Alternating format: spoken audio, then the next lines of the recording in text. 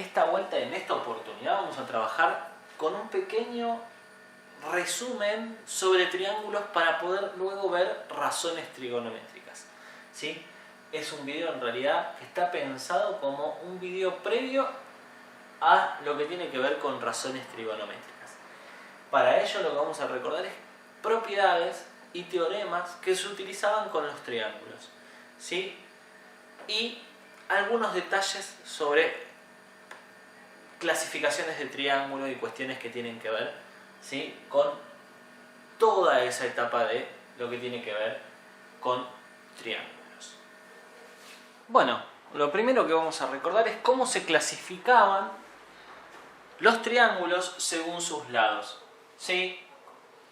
Cuando tenían los tres lados iguales, o sea, estos tres lados eran iguales, obviamente, por razones obvias, los tres ángulos iban a terminar siendo iguales. A este triángulo se le llamaba equilátero. Aquel que tenía dos lados iguales, ¿sí?, en este caso estos dos, y uno distinto, tenía dos ángulos iguales también. Estos dos eran iguales y uno distinto. Eso generaba que a este triángulo se le llame isósceles.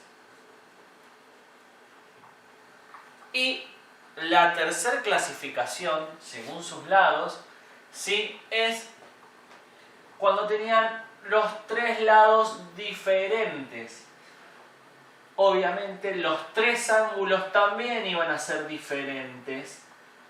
Y a este se le llamaba escaleno. ¿Sí? Clasificaciones según sus lados. Luego tenemos esta clasificación que es según sus ángulos.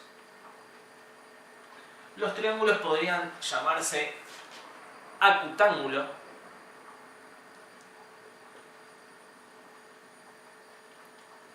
¿por qué? Porque tiene todos sus ángulos agudos. Puede llamarse rectángulo, que sobre estos trabaja la trigonometría, o comenzamos a ver la trigonometría, y es aquel que tiene un ángulo recto. Obviamente los otros dos quedan ángulos agudos porque no pueden pasarse de 90, porque si no, no existiría triángulo, ¿no? Eso lo sabemos. Así que los otros dos quedan agudos. Uno recto, de 90 grados. Poner el rectangulito así indica ya que ese ángulo vale 90, ¿sí? Y el que se conoce como obtusángulo tiene un ángulo obtuso y obviamente los otros dos quedan agudos por la misma razón que el rectángulo, ¿no? Porque no puede haber dos ángulos obtusos porque si no se pasaría de 180, ¿sí? O sea que es un ángulo mayor a 90 y menor que 180 el obtuso. Este triángulo se llama obtusángulo.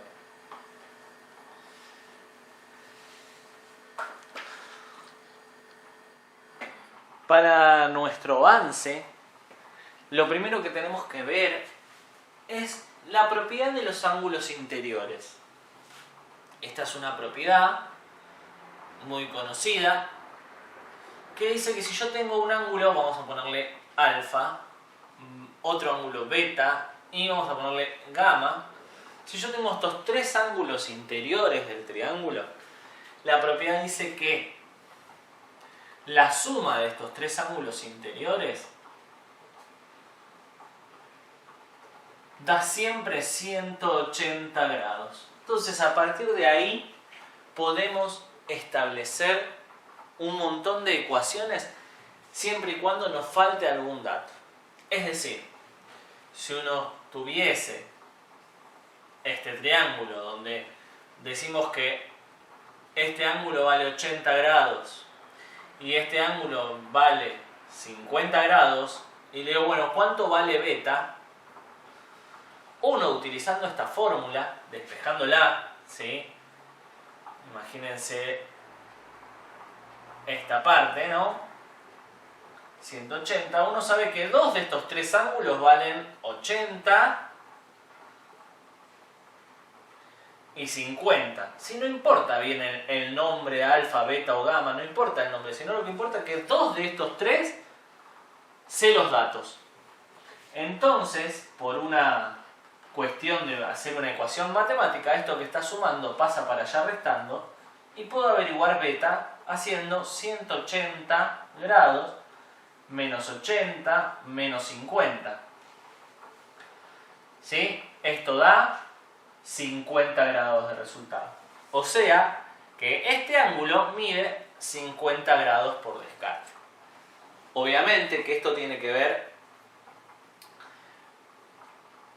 para poder resolver otras cuestiones en las que tienen que averiguar un ángulo faltante, ¿sí? Pero automáticamente uno siempre puede pensar, si tiene dos ángulos, pensar directamente esta parte, ¿no? El ángulo es 180 menos los otros dos. ¿Sí? Esto es una cuestión teórica de expresarlo como la ecuación. Vamos a ver así rapidito lo que se llama uso de calculadora. Vamos a plantearnos el siguiente problema. Queremos averiguar alfa. Entonces, para averiguar alfa, como dijimos recién, debemos hacer 180 grados menos uno de los ángulos, que es 57 grados, 7 minutos, 35 segundos, y otro que es de 62 grados, 7 minutos. En diferentes calculadoras, ¿sí?, tenemos diferentes opciones para la tecla de grados, minutos y segundos, la tecla de fracciones, pero básicamente para poder hacer esta cuenta, básicamente lo que uno tiene que hacer es 180 y apretar la tecla grados. Y a partir de ahí le vamos a restar. ¿Cómo hacemos para restar? Vamos a restar los 57 grados, los 7, y para poner minutos volvemos a apretar esta tecla. En algunas calculadoras aparece el símbolo de minutos y en otra vuelve a poner este mismo simbolito. Pero al estar pegados, uno tiene que interpretar, ¿sí?, que este es grados y este es minutos.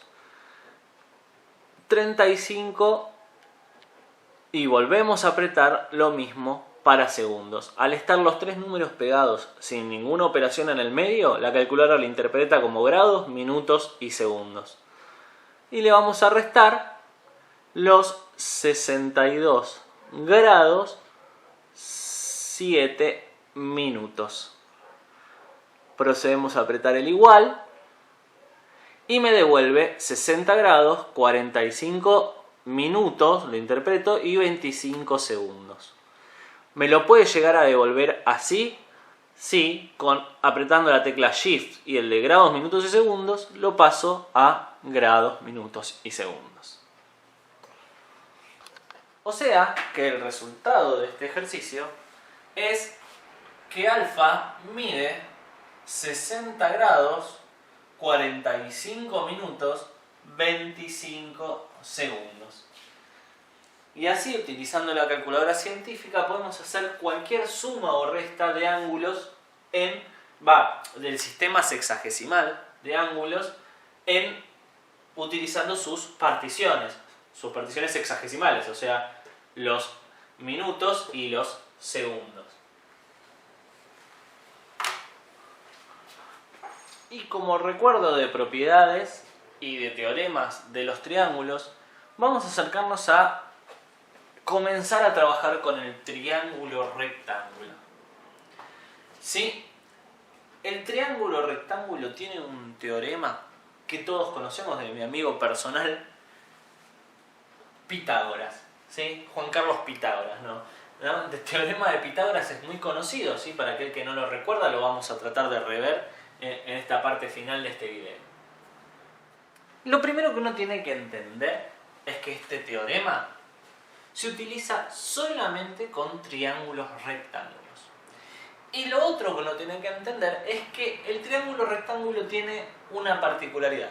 Al tener un ángulo recto de 90 grados, específicamente su lado opuesto va a ser siempre el más largo de los tres.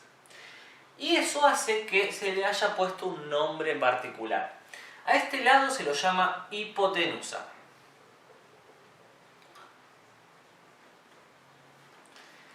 Y a los otros dos lados se los llaman catetos.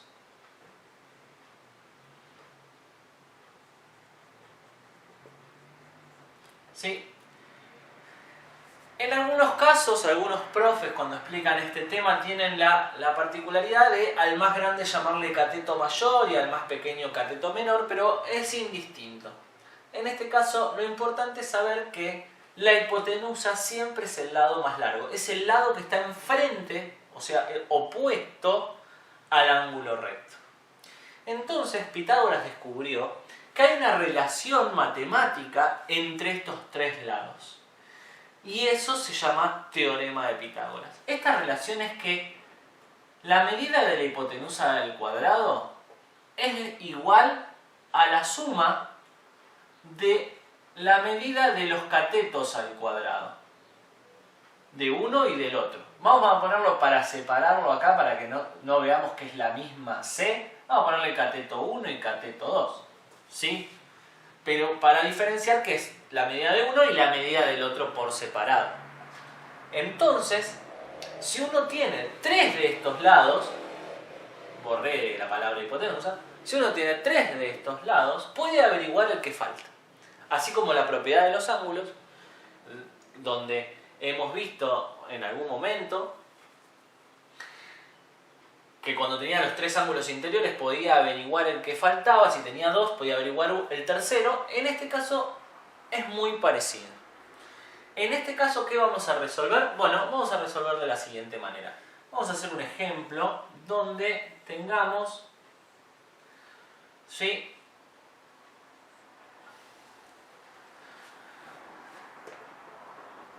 donde tengamos dos lados y aseveramos que este ángulo es recto. Entonces, al aseverar que hay un ángulo recto, yo puedo decir, bueno, hipotenusa al cuadrado es igual a cateto al cuadrado más cateto al cuadrado. La hipotenusa no sé cuánto vale, es mi incógnita, es mi x. Pero uno de los catetos vale 3 y el otro de los catetos vale 4. Entonces, resolvemos los cuadrados y obtenemos 9 y 16. Sumamos y obtenemos que da 25. Pero este cuadrado que está en la incógnita pasa para allá como raíz cuadrada. Este pasaje es el que uno siempre se olvida y es el error. X vale 5, o sea, la hipotenusa vale 5. Averiguamos la hipotenusa. Ojo, la raíz de 25 tiene dos resultados, como lo sabemos en matemática, 5 y menos 5. ¿Por qué cuando trabajamos con geometría solo ponemos un resultado? Porque no puede existir una medida negativa, no puede existir menos 5. Entonces siempre uno se queda, cuando trabaja en la parte geométrica, con medidas, se queda siempre con el resultado positivo de la raíz. Vamos a hacer un ejemplo, ¿sí?, donde la incógnita no esté en la hipotenusa, sino que esté en uno de los dos catetos. Volvemos a plantearnos el teorema, esto que demostró Pitágoras, ¿sí?, y reemplazamos los datos. Solo que acá de dato tengo la hipotenusa, entonces tengo que tener mucho cuidado ahí en el reemplazo. Si el dato es la hipotenusa, reemplazo en la h. No importa que sea el resultado, porque uno después puede despejar. Después tenemos el otro cateto, 8 al cuadrado, y mi incógnita es uno de los dos catetos. Resuelvo, esto me da 100, esto me da 64,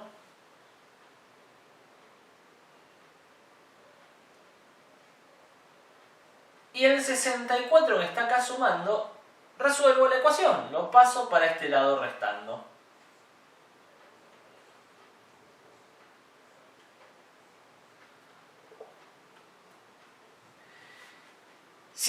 Menos 64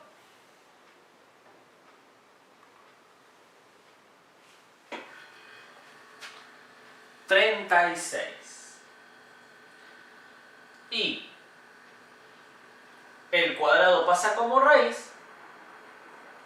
La raíz cuadrada de 36 es 6. Y menos 6, pero nos quedamos solo con el positivo. O sea que este lado vale 6. Espero que les haya quedado claro, que les haya gustado el video y no se olviden de suscribirse y compartir estos videos para que otras personas que necesiten saber ciertos temas de matemáticas sepan que hay un lugar donde están todos explicados. Muchas gracias.